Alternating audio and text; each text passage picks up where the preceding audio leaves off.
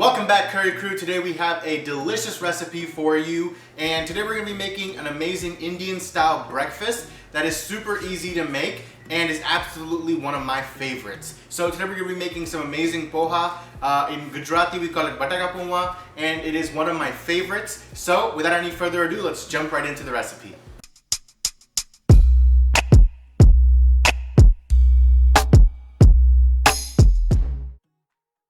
What is poha? It is essentially just flakes made from flattened and dried rice, and it's used in a variety of dishes.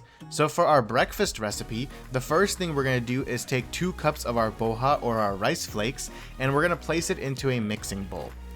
Then we are going to add to this 3 cups of water. Now the rice flakes come in a thick or thin variety, and for this one you want to use the thick rice flakes. What we're doing with the water is we're essentially just washing the rice flakes to remove some of the starch on them, and also because we want them to soak up the water so that they can soften up a bit. Once we are done with that, we will strain the water out of the mixing bowl, and we will just set aside our rice flakes until we are ready to use them.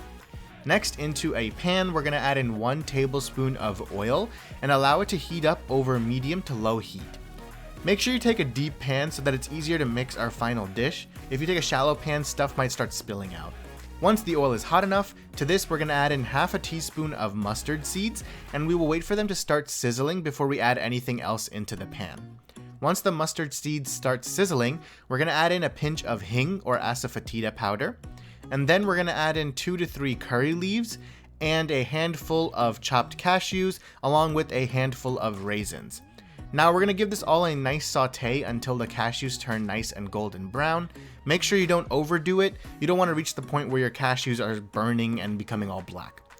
Next, we're going to add in 2 to 3 green chilies that were finely chopped, and once again we will mix. Then we're going to add in half of a medium-sized onion finely diced and give it a quick saute, and then add in 2 tablespoons of water just to make sure that nothing is sticking to the bottom of your pan. Then we're going to follow this up with 1 medium-sized potato that is also finely chopped.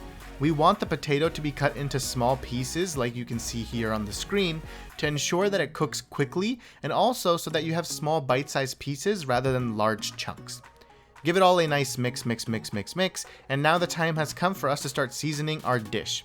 So into our pan, add in half a teaspoon of turmeric, and the same amount of that turmeric will also go into your rice flakes that are sitting on the side.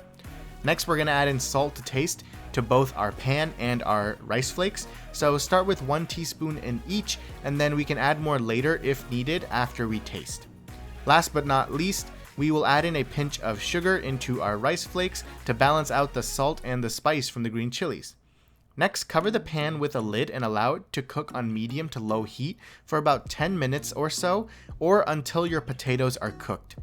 After about 5 minutes, in preparation for our potatoes to finish cooking, we're going to give our rice flakes a nice mix to combine all the seasonings into the rice flakes, and we're also going to add into this some juice from half a lime.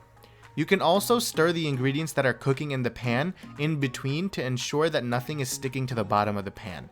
We don't want burnt onions or potatoes in our dish. You will know your potatoes are finished when you can easily cut them with a spoon. Once the potatoes are done cooking, give everything a quick mix, and then to this we're going to add in our rice flakes. Once your rice flakes are in the pan, give it all a nice mix in order to combine all the ingredients into one cohesive and delicious dish. Once you have a nice golden color, your dish is now ready to serve.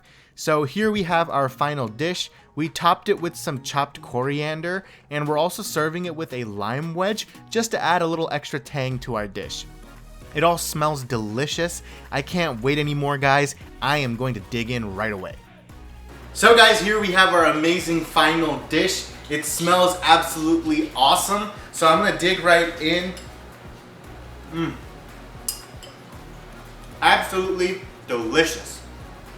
You have this as your morning breakfast, and the rest of your day is like already better because you started with this. So you guys need to try this out for yourselves. Let us know what you think of it, and keep on cooking.